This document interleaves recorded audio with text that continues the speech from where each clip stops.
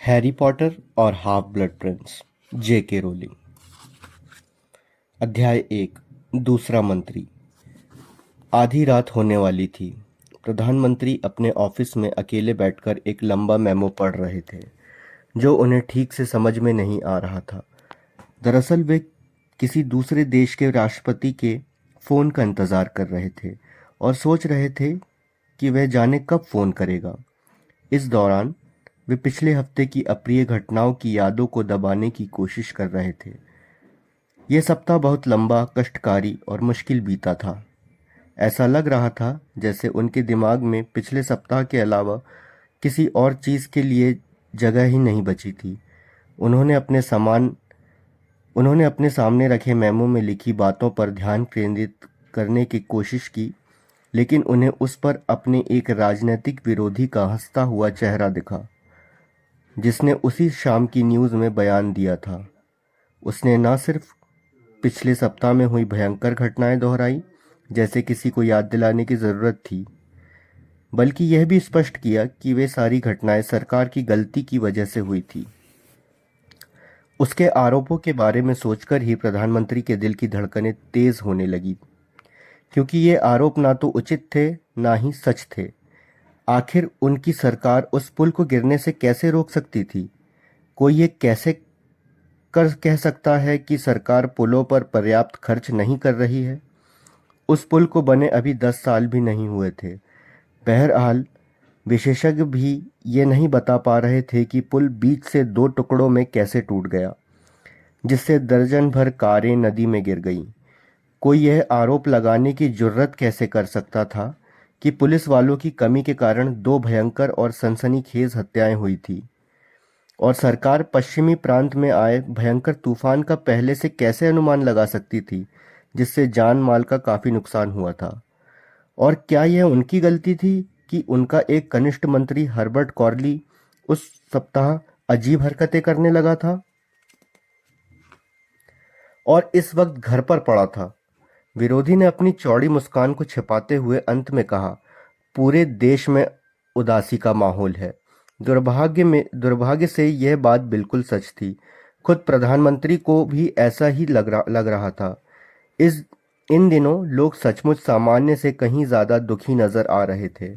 यहाँ तक कि मौसम भी मनहूस था। जुलाई के बीच में ठंड भरा कुआसा था।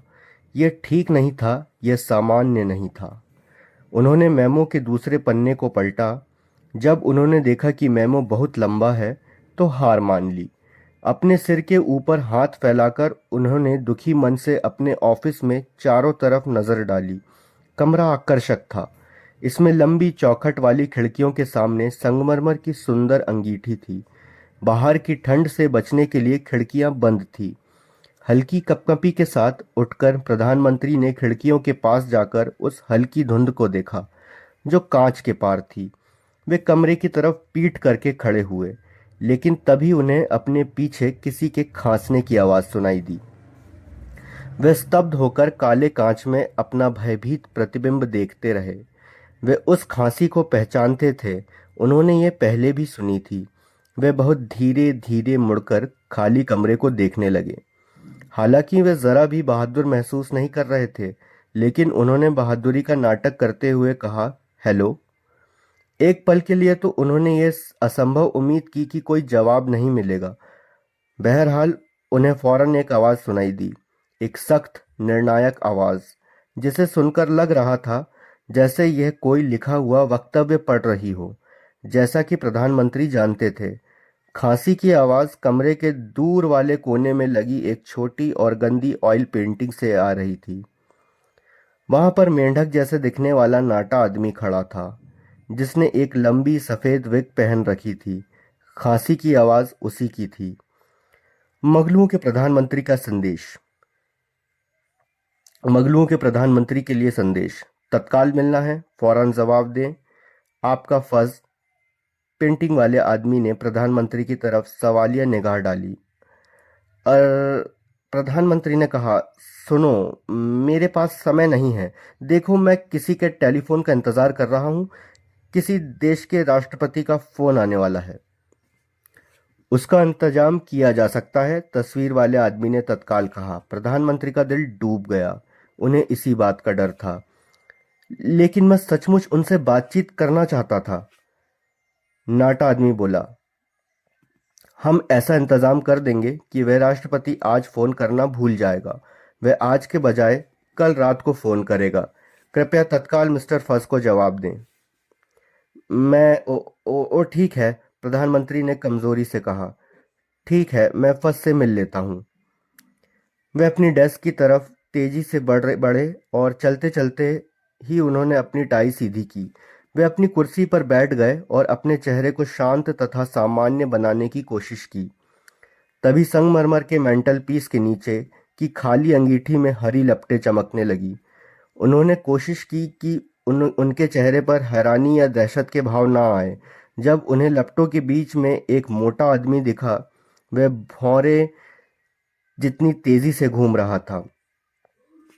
कुछ ही पल बाद वह उनके ऑफिस के शानदार गलीचे पर उतर गया और अपने लंबे धारीदार चोगे की आस्तीनों से राख साफ करने लगा। उसके हाथ में नींबू जैसे रंग का हरा हैट था। आह, प्रधानमंत्री, कॉर्नेलियस फज ने कहा और हाथ आगे करते हुए प्रधानमंत्री की तरफ बढ़े। आपसे दोबारा मिलना अच्छा लगा। बहरहाल प्रधानमंत्री को इस मुलाकात से कोई खास खुशी नहीं हुई थी, इसलिए वह कुछ नहीं बोले। उन्हें फज से होने वाली मुलाकातों से खुशी नहीं बल्कि दहशत होती थी। आमतौर पर इसका मतलब यह होता था कि उन्हें कोई बहुत बुरी खबर सुनने को मिलने वाली है। इसके अलावा इस वक्त फज के चेहरे से साफ जाहिर था कि वे खासे चिंतित थे। वे अब पहले से ज्यादा दुबले, गंजे और बूढ़े दिख रहे थे। उनका चेहरा थोड़ा सफेद था और उस पर उदासी का भाव था। प्रधानमंत्री राजनेताओं में इस तरह का भाव पहले भी कई बार देख चुके थे और जानते थे कि यह कोई अच्छा संकेत नहीं है। फज से पल भर के लिए हाथ मिलाने के बाद उन्होंने पूछा, मैं आपकी क्या मदद कर सकता हूँ?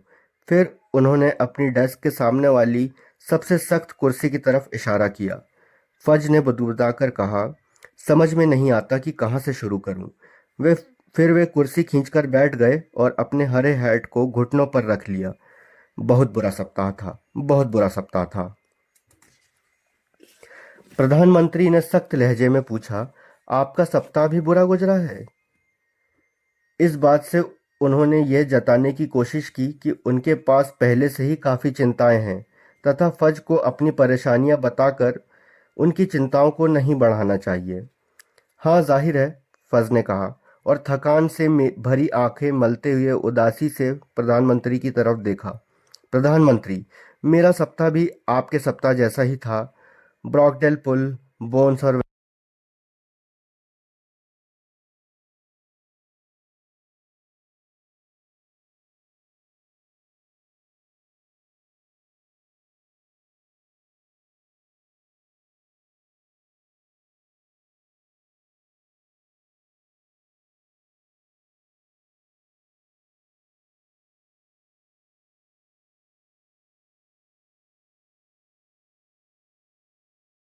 उन्हें यह अच्छा नहीं लगता था कि कोई उनके साथ किसी नासमझ स्कूली लड़के जैसा व्यवहार करे। लेकिन जाहिर है, फज से उनकी पहली मुलाकात से यही सिलसिला चला आ रहा था। जिस दिन वे प्रधानमंत्री बने थे, उसी रात को वे फज से पहली बार मिले थे। उन्हें वह मुलाकात इतनी अच्छी तरह याद थी जैसे कल की ही बात हो और वे जानते थे कि उन्हें वह घटना मरते दम तक याद रहेगी। उस दिन उस दिन भी वे इसी ऑफिस में अकेले खड़े हुए थे और उस विजय का स्वाद ले रहे थे जो परसों तक सपने देखने और योजना बनाने की बदौलत मिली थी। तभी उन्हें आज रात की तरह ही अपने पीछे किसी के खांसने की आवाज सुनाई दी थी। तस्वीर वाले बदसूरत नाट्य आदमी ने उन्हें बताया कि जादू मंत्री उनसे परिचय करना चाहते हैं। जाहिर है, उन्होंने सोचा कि लंबे चुनावी अभियान और तनाव के कारण उनका दिमाग घूम गया है। वे इस बात पर दहशत में आ गए थे कि एक तस्वीर उनसे बात कर रही थी। बहरहाल, उन्हें इससे भी ज्यादा दहशत तब हुई जब खुद को जादूगर कहने वाला एक आदमी अंगीठी से उछलता हुआ निकला और उनसे हाथ मिलाने लगा। वे अवाक होकर सुनते रहे। जबकि फज उन्हें समझाते रहे कि दुनिया भर में जादूगर और जादूगरनियां छिपकर रह रहे हैं। उन्होंने प्रधानमंत्री को आश्वस्त किया कि उन्हें इस बारे में परेशान होने की जरूरत नहीं है, क्योंकि जादू मंत्रालय पूरे जादूगर समुदाय की जिम्मेदारी लेता है और गैर जादूगर समुदाय को उनका पता नहीं लगने देता।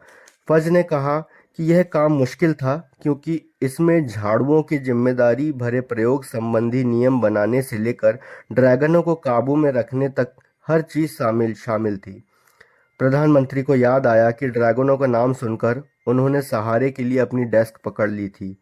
फज ने पिता जैसे अंदाज में अवाक प्रधानमंत्री का कंधा थपथपाया। उन्होंने कहा, चिंता न करें, हो सकता है आप मुझे दोबारा न देखें।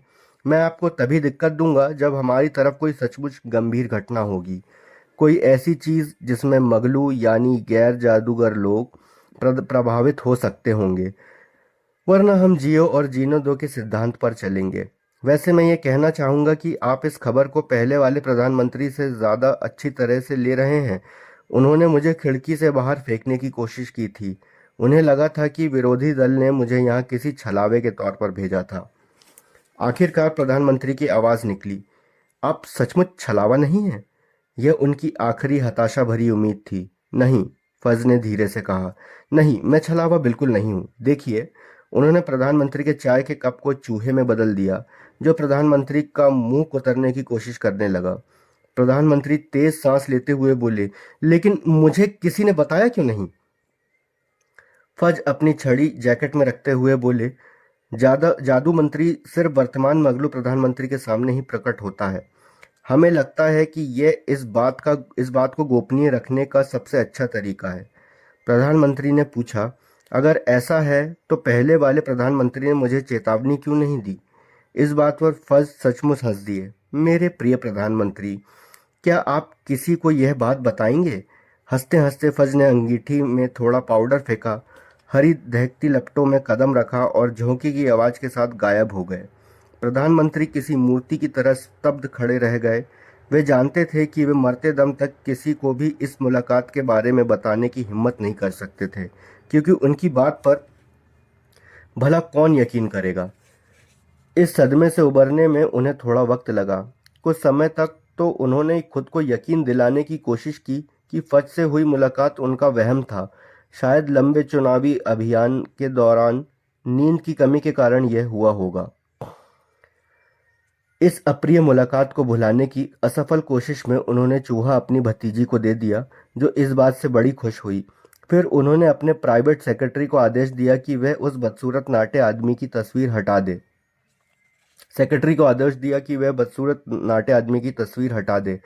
जिसने फज के आने की घोषणा की थी। बहरहाल तस्वीर टस से मस नहीं हुई, जिससे प्रधानमंत्री को काफी निराशा हुई। जब कई कारपेंटर, दो एक भवन निर्माता, एक कला इतिहासकार और वित्तीय मामलों के सलाहकार इसे दीवार से नहीं हटा पाए, तो प्रधानमंत्री ने यह कोशिश छोड़ दी। अब उन्हें बस यही उम्मीद थी कि उनके बचे हुए कार्यकाल में ये तस्वीर स्थिर और खामोश रहेगी। कभी कभार वे कनखियों से देख लेते थे कि तस्वीर वाला आदमी जमाई ले रहा है या अपनी नाक खुजा रहा है। एक दो बार तो वो अपनी तस्वीर से गायब हो गया और अपने पीछे कीचड़ के रंग जैसा भूरा खाली कैनवस छोड़ गया था। बहरहाल कुछ समय में प्रधानमंत्री ने खुद को प्रशिक्षित कर लिया कि वे तस्वीर की तरफ बहुत ज्यादा न देखें।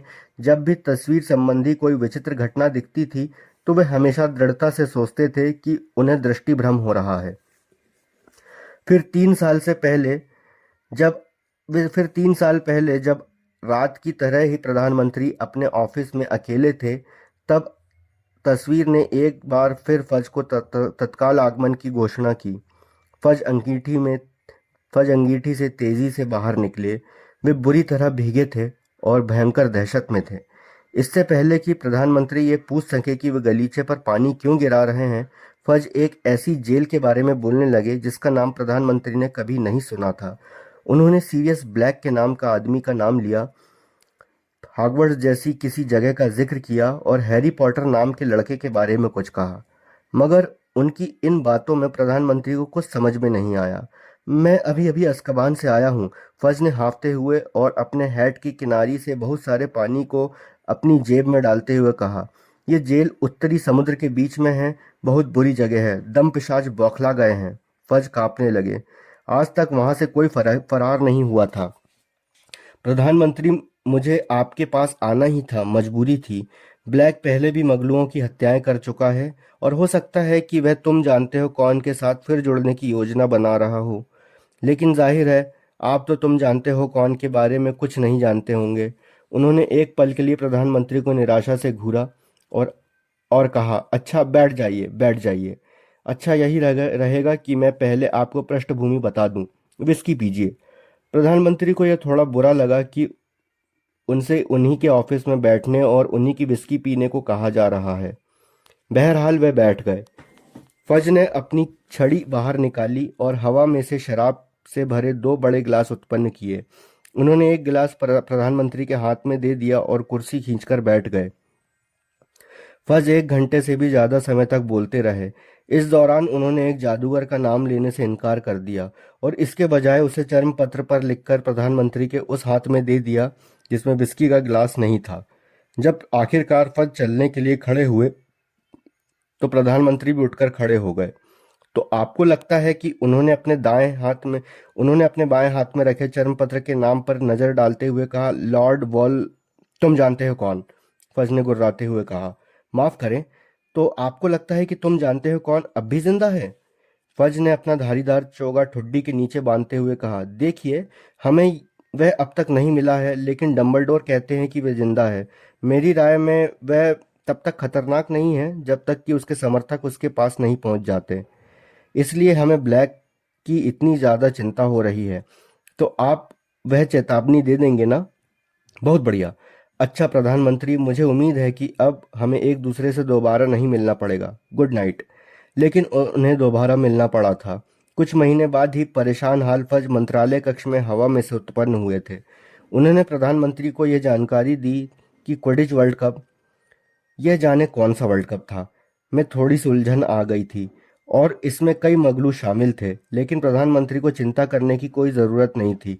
तुम जानते हो कौन का निशान दोबारा दिखा था, लेकिन इसमें भी कोई दिक्कत नहीं थी। फज के हिसाब से यह घटना महत्वहीन थी और जैसा उन्होंने बताया था, मगलू संपर्क कार्यालय मगलुओं की याददाश्त मिटाने के काम में जुटा हुआ था। ओह, और मैं तो भूल ही गया था, फज ने आगे कहा।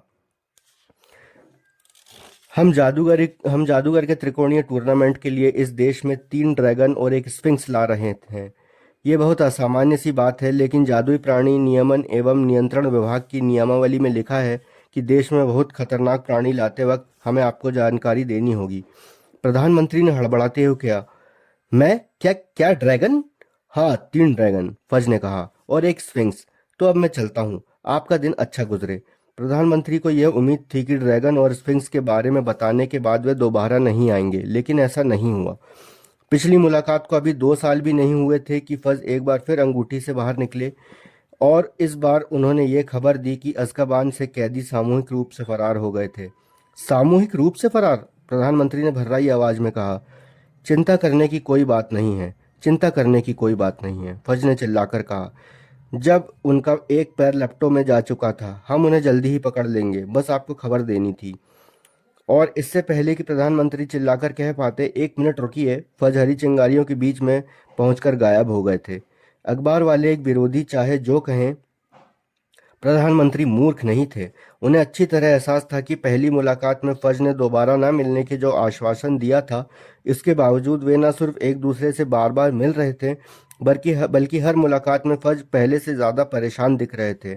हालांकि प्रधानमंत्री जादू मंत्री, वैसे वे मन ही मन फज को हमेशा दूसरा मंत्री कहते थे, के बारे में सोचना पसंद नहीं करते थे। लेकिन उन्हें यह डर सा लगा रहता था कि अगली बार फज कोई ज्यादा गंभीर खबर लाएंगे। इसलिए चिंतित और परेशान फज को एक बार फिर अंगूठी से निकलते देखकर उन्हें लगा कि ये इस उदासी भरे सप्ताह की सबसे बुरी घटना है। इससे भी ज्यादा उलझन प्रधानमंत्री को इस बात से हुई कि फज के हिसाब से प्रधानमंत्री को उनके आने के कारण मालूम होना चाहिए था। मुझे क्या पता कि जादूगर समुदाय में क्या हो रहा है? प्रधानमंत्री ने ताव में आते हुए कहा, मुझे देश चलाना है और आपके बिना भी मेरे पास इस वक्त बहुत सारी चिंताएं हैं। हमारी चिंताएं एक ही है, फज उनकी बात बीच काटते हुए बोला। ब्रॉकडेल पुल अपने आप नहीं टूटा था और ये दरअसल तूफान नहीं था। वह हत्या मगलुओं ने नहीं की थी। हर्बर्ट कोरली का परिवार उसके बिना ज्यादा सुरक्षित रहेगा। हम लोग इस वक्त उसे सेंट मंगोज जादुई रोग एवं दुर्घटना अस्पताल भिजवाने की व्यवस्था कर रहे हैं। यह काम आज रात को हो जाएगा। प्रधानमंत्री को समझ में नहीं आया कि वे क्या कहें। आप क्या मुझे कुछ समझ में क्या? फज ने गहरी सांस लेते हुए कहा, प्रधानमंत्री, मुझे आपको यह बताते हुए बेहद अफसोस हो रहा है कि वह लौट आया है। तुम जानते हो कौन लौट आया है? लौट आया? आपका मतलब है कि वह जिंदा है? मेरा मतलब है। प्रधानमंत्री ने 3 साल पहले की उस भयंकर बातचीत को याद करने की कोशिश की जब फज ने उन्हें बताया था कि तुम जानते हो कौन नाम के जादूगर ने हजारों गंभीर अपराध किए हैं। उससे सभी डरते थे और वह 15 साल पहले रहस्यमय रूप से गायब हो गया था। हाँ, जिंदा है, फज ने कहा। देखिए, मुझे लगता है कि अगर कोई मर ना सके तो उसे जिंदा कहना ही ठीक होगा, है ना? मैं दरअसल इसे ठीक से नहीं समझ पाया हूँ और डंबलडोर सही तरीके से बताने को समझाने को तैयार नहीं है। लेकिन चाहे जो हो, अब उसके पास एक शरीर है और वह चल रहा है, बातचीत कर रहा है और हत्याएं कर रहा है। इसलिए हमारी बातचीत के संदर्भ में उसे जिंदा ही मानना होगा। प्रधानमंत्री को समझ में नहीं आया कि इस पर वे क्या कहें। बहरहाल वे अपने सामने आने वाले किसी भी विषय पर जानकार दिखने के आदी थे, इसलिए उन्होंने फज की पुरानी बातों को याद करने की कोशिश की। क्या सीरियस ब्लैक भी तुम जानते हो कौन के साथ है? ब्लैक, फज ने विचलित होते हुए कहा और अपने हैट को अपनी उंगलियों में तेजी से घुमाया। आपका मतलब है सीरियस ब्लैक? बिल्कुल नहीं, ब्लैक मर चुका है। बाद में हमें पता चला कि हमें ब्लैक के बारे में गलत फहमी हो गई थी। वह बेगुनाह निकला और वह तुम जानते हो कौन के दल में नहीं था। उन्होंने रक्षात्मक ढंग से आगे कहा और अपने हैट को पहले से भी तेजी से घुमाने लगा। हालांकि सारे सबूत उसी की तरफ इशारा कर रहे थे। हमारे पास 50 चश्मदीद गवाह थे। खैर, चाहे जो हो, जैसा मैंने कहा, वह मर चुका है। सच तो यह है कि उसकी हत्या हुई थी जादू मंत्रालय में। दरअसल इसकी जांच होने वाली है। प्रधानमंत्री को हैरानी हुई कि यह सुनकर उनके मन में फज के प्रति करुणा का भाव आ गया। बहरहाल फौरन ही उन्हें इस बात पर घमंड होने लगा कि हालांकि वे अंगीठियों में से प्रकट नहीं हो सकते हैं, लेकिन उनके कार्यकाल में किसी सरकारी कार्यालय में हत्या नहीं हुई थी, कम से कम अब तक तो नहीं। ये सोचते हुए प्रधानमंत्री ने अंधविश्वास के चलते धीरे से अपनी लकड़ी को डेस्क को छुआ। फज ने आगे कहा, ब्लैक अब मर चुका है प्रधानमंत्री। मुद्दे की बात यह है कि युद्ध शुरू हो चुका है और अब कदम उठाने ही पड़ेंगे। युद्ध? प्रधानमंत्री ने घबराहट में दोहराया। निश्चित रूप से ये कहना तो थोड़ा अतिशयोक्ति होगी। फज थोड़ी जल्दी जल्दी बोलने लगे। तुम जानते हो कौन के साथ अब उसके समर्थक आ गए हैं। वो जनवरी में अस्काबान से फरार हुए थे। अब वे अपना हैट इतनी तेजी से घुमाने लगे थे कि यह नींबू के हरे झोंके की तरह दिख रहा था। जब से वे लोग खुलकर सामने आए हैं, तब से लगातार कहर बरपा रहे हैं। ब्रागडेल पुल वाला काम उसी का था प्रधानमंत्री। उसने मुझे धमकी दी कि अगर मैं उसके लिए पद नहीं छोड़ूंगा तो वह मगलुओं की सामूहिक हत्या करेगा। प्रधानमंत्री ने आवेश में कहा, हे भगवान, तो ये आपकी गलती थी जिसकी वजह से लोगों की मौत हुई है, जबकि जंग लगे सामान तथा घिसे हुए खंभों जैसे आरोपों का जवाब मुझे देना पड़ रहा है। मेरी गलती? फज ने आवेश में आते हुए कहा, आप यह कह रहे हैं कि आप ऐसे ब्लैकमेल के सामने झुक जाते? शायद नहीं, प्रधानमंत्री ने खड़े होते हुए कमरे में टहलते हुए कहा, लेकिन ब्लैकमेलर ऐसी तबाही मचा पाता, इससे पहले मैं उसे पकड़ने के लिए जमीन आसमान एक कर देता। फज तैश में आते हुए बोले, क्या आपको लगता है कि मैंने पूरी कोशिश नहीं की होगी? मंत्रालय का हर ऑर्डर उसे उसके समर्थक को पकड़ने की कोशिश कर रहा था और अब भी कर रहा है। लेकिन हम दुनिया के सबसे बड़े ताकतवर जादूगर के बारे में बात कर रहे हैं जो 3 दशकों में पकड़ में नहीं आया है। मुझे लगता है कि शायद आप मुझसे यह भी कहने वाले हैं कि पश्चिमी प्रांत में तूफान भी उसी ने उत्पन्न किया था, प्रधानमंत्री ने कहा, जिनका गुस्सा हर कदम के साथ बढ़ता जा रहा था। उन्हें इस बात पर गुस्सा आ रहा था कि उन्हें इन भयंकर तबाहियों के कारण तो पता चल गया था, लेकिन यह बात को वो नहीं किसी को नहीं बता सकते थे। यह तो सरकार की गलती होने से भी ज्यादा बुरा था। वह तूफान नहीं था, फज ने दुखी होकर कहा। माफ कीजिए, प्रधानमंत्री ने उछलते और चीखते हुए कहा। पेड़ उखड़ गए थे, छातें टूट गई थी, लैंप पोस्ट झुक गए थे, भयंकर चोटें। फज ने कहा, यह प्राण भक्षियों, यानी तुम जानते हो कौन के समर्थकों का काम था। और और हमें यह भी संदेह है कि इसमें दानवों का हाथ भी हो सकता है। प्रधानमंत्री चहलकदमी करते हुए अचानक रुक गए, जैसे किसी अदृश्य दीवार से टकरा गए हों। किसका हाथ? फज मुस्कुराए। पिछली बार बड़े कामों में उसने दानवों का इस्तेमाल किया था। कुप्रचार निवारण निवारण कार्यालय 24 घंटे काम कर रहा है। हमारे विस्मृति अधिकारी उस घटना को देखने वाले सभी मगलों की याददाश्त को मिटाने में जुटे हैं।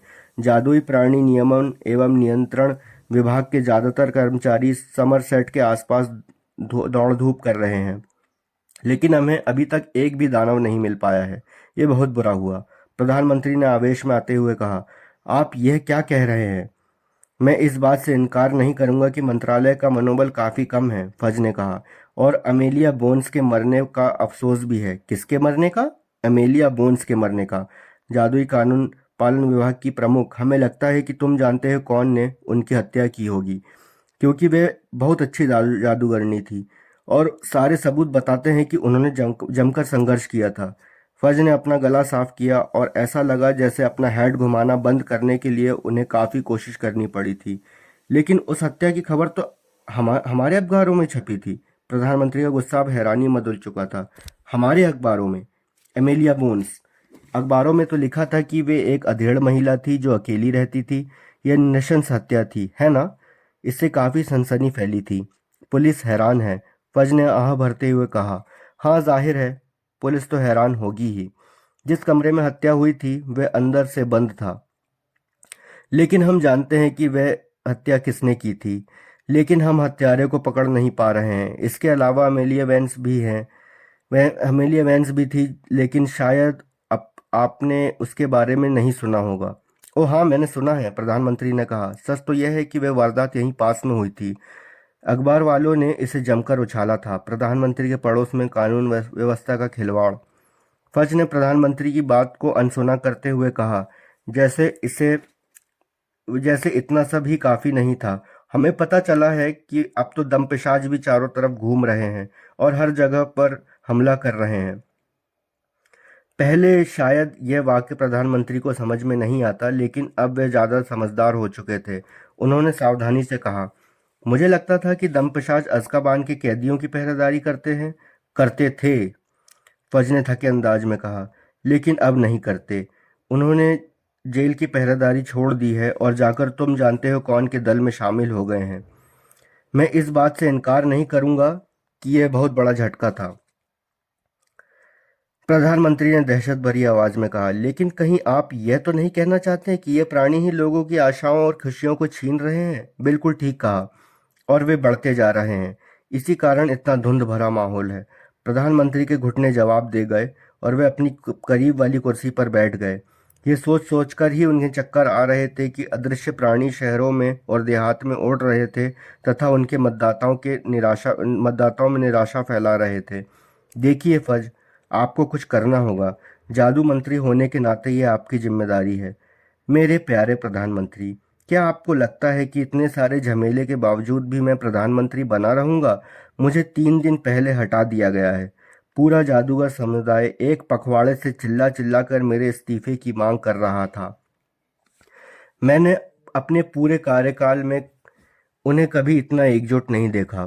फज ने मुस्कुराने की बहादुर कोशिश करते हुए कहा।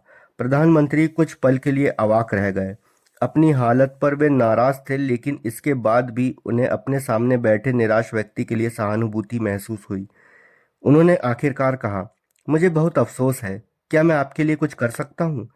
मदद के प्रस्ताव के लिए धन्यवाद प्रधानमंत्री, लेकिन आप मेरे लिए कुछ नहीं कर सकते।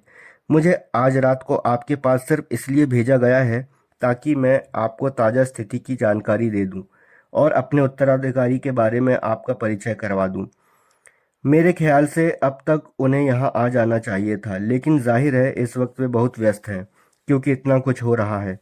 फज ने मुड़कर बदसूरत नाटे आदमी की तरफ देखा जो घुंघराले बालों की विग पहने था और एक कलम की नोक से अपने कान साफ कर रहा था।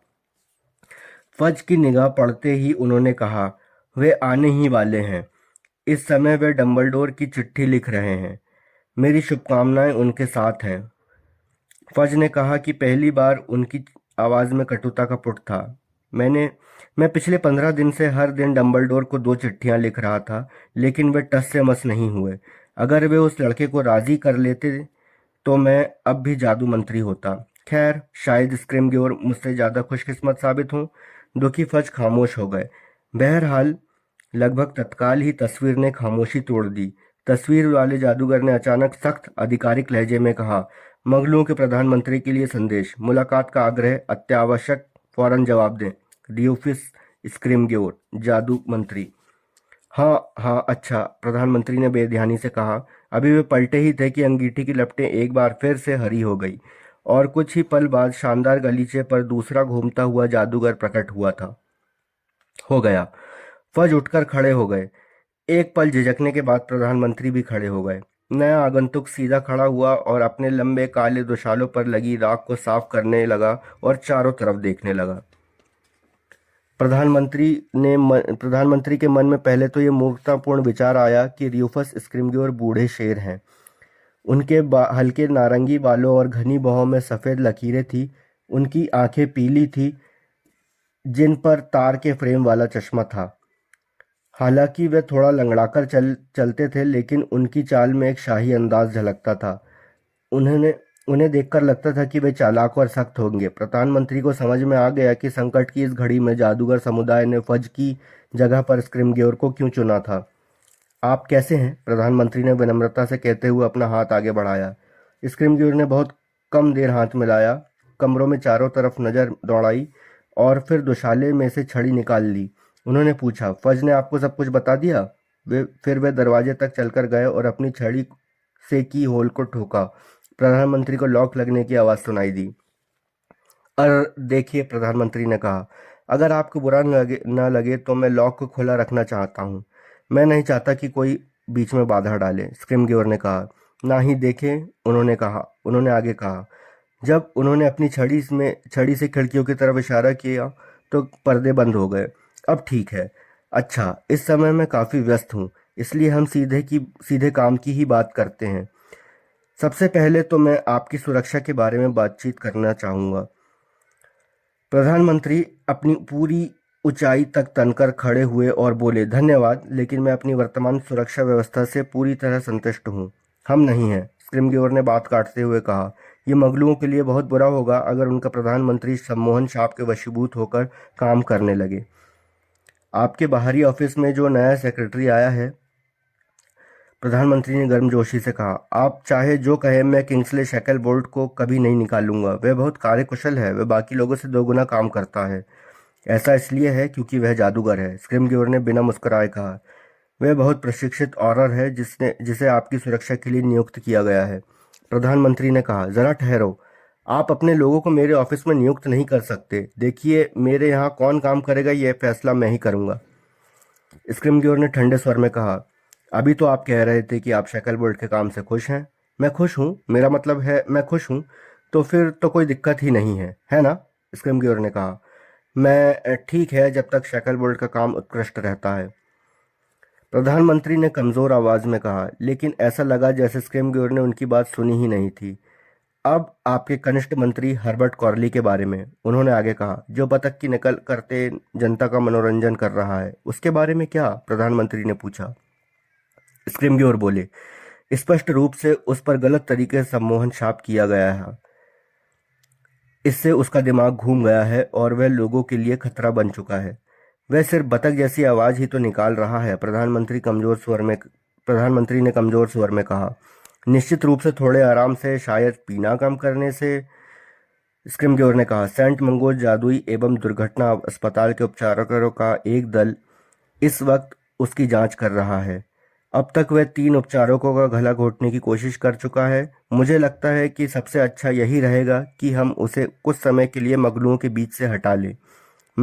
अच्छा, वह ठीक तो हो जाएगा ना, है ना? प्रधानमंत्री ने चिंता के साथ पूछा। स्क्रिमग्योर कंधे उचकाकर अंगीठी की तरफ बढ़ने लगे। देखिए, मुझे आपसे बस इतना ही कहना था प्रधानमंत्री। मैं आपको आगे की घटनाओं के बारे में बताता रहूंगा, या अगर व्यस्तता के कारण मैं व्यक्तिगत रूप से नहीं आ पाया तो मैं फज को भेज दूंगा। फज सलाहकार बनने के लिए राजी हो गए हैं। फज ने मुस्कुराने की कोशिश की लेकिन सफल नहीं हुए। वे इस तरह दिख रहे थे जैसे उनकी दांतों में दर्द हो। स्क्रिमग्योर ने अपनी जेब से एक रहस्यमय पाउडर की तलाश स्क्रिमग्योर अपनी जेब में उस रहस्यमय पाउडर की तलाश कर रहे थे जिससे आग हरी हो जाती है। प्रधानमंत्री ने एक पल के लिए दोनों जादूगरों को निराशा से घूरा। फिर पूरी मुलाकात में वे जिन शब्दों के दबाने की कोशिश कर रहे थे वे उनके मुंह से निकल पड़े। लेकिन सुनिए, आप जादूगर हैं, आप जादू कर सकते हैं, निश्चित रूप से आप हर चीज़ ठीक कर सकते हैं। स्क्रिमग्योर धीरे से मुड़े। उन्होंने हैरानी से फज की तरफ देखा जो आखिरकार मुस्कुराने में कामयाब हो गए और धीरे से बोले, दिक्कत यह है प्रधानमंत्री कि सामने वाले भी जादू कर सकते हैं। इतना कहने के बाद दोनों जादूगर एक एक करके हरी आग में चले गए और ओझल हो गए।